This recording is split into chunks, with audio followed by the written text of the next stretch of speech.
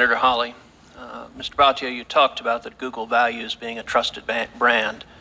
I will tell you, I think that trust has been severely eroded. Google, as I understand it, was founded on a motto of don't be evil. There are more than a few Americans who have skepticism that Google is living up to that promise.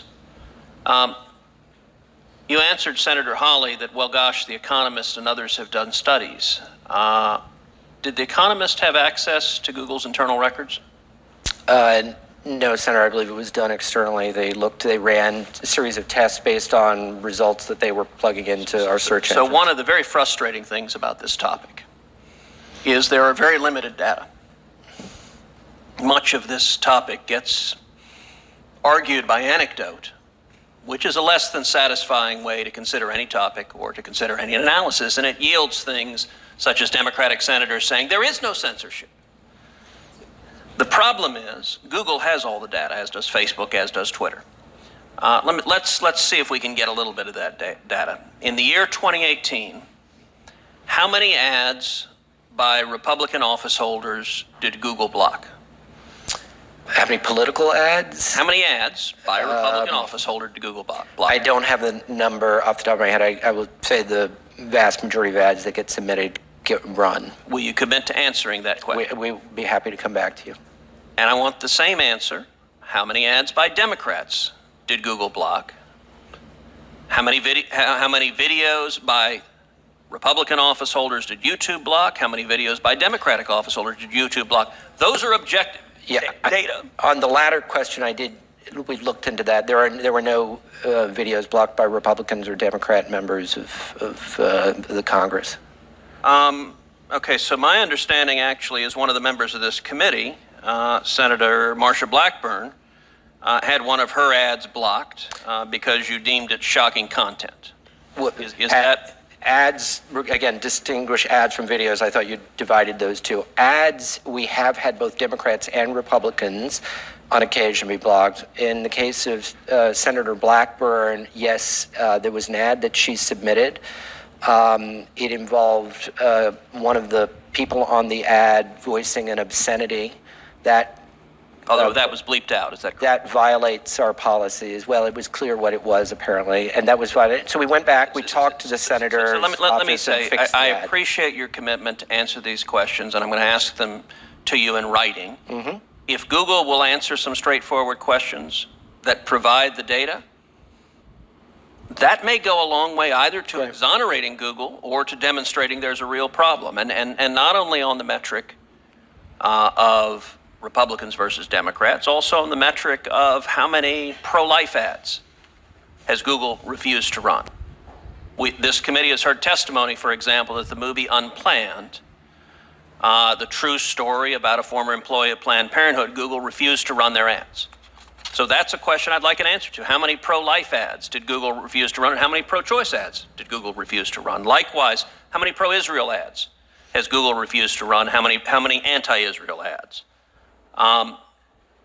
Those data, right now, Google is a black box, and nobody knows. Let me ask another question. What was the average ad rate Google charged the Trump campaign in the 2016 campaign? Ad rates, Senator, are set by auction. So Democrats, Republicans, it's entirely based on when they would want to run. There is an average ad rate. That is a number. It would be the average of the rate you charged across the board. And I'm going to ask you in writing, what was the average ad rate that the Trump campaign paid and the Clinton campaign paid? And if those two numbers are roughly equal, that will indicate one thing. If those two numbers are wildly different, that may indicate something else. And right now, it is Google that knows that, and as far as I know, nobody else. If I may, again, just on ads specifically, all ads are not the same. In other words, if you are running a banner headline on YouTube, that may be a higher price than a lower, less price. So it's a matter of going to be like for like. That would be fabulous, and you're more than welcome to break it down. The average banner ad rate for the Trump campaign was X, and the average, if there are three different types of ads, break it down in whatever category, but compare apples to apples. And if I could also, Senator, we do have all of the advertising spending for all members on our website where we publicize this. There's a transparency report that we put out annually on spending by candidates. It's all up there. Welcome to. We'll be happy to point it out to your staff. Now, let me ask you, some have asked, well, gosh, who would possibly think that Google was discriminating against conservative views? The senior leadership at Google, does it lean left or does it lean right? Senator, senior leadership, that the whole team consists of people from a variety of different perspectives, from outside of the United States, from America. Mr. Baccia, you're doing something rather remarkable, which is you're managing to be less candid than Mark Zuckerberg. Mr. Zuckerberg, when he testified before this committee, admitted Silicon Valley is overwhelmingly liberal, and anyone operating in the realm of simple reality would acknowledge that. Would you agree with that? Senator, I go back to 100,000 people, 70, 80 different countries, leadership teams pulled from all over the world. I don't think it's a matter of easy caricature. The days when we were just a Silicon Valley company. Let's focus on some simple data. It's where data is helpful. I did an FEC analysis in 2016 of senior executives at Google, people who had the title of some form of executive, vice president, or director. Found at least 88 unique senior officials at Google who made contributions to the Hillary Clinton campaign. 88. Do you know how many senior executives at Google made contributions to the Trump campaign? Senator, it's not my business to look into that. Care to field a guess? 0. Goose egg, not a single one. This ain't close that you can't say, gosh, I don't know anything about the politics here. That is disconnected from reality. Let's look at another example.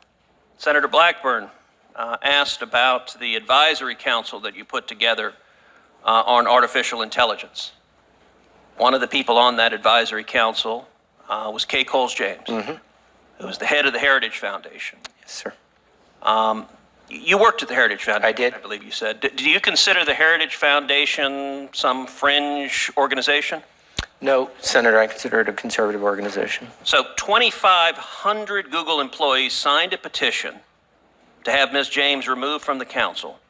And they said, quote, by appointing James to the ATEAC, Google elevates and endorses her views, implying that hers is a valid perspective, worthy of inclusion in its decision-making. This is unacceptable. So you have 2,500 employees at Google saying that Ms. James, who, by the way, is an African-American woman, was one of the first women to desegregate the Richmond public schools. 2,500 Google employees saying that her view is not valid or worthy of inclusion.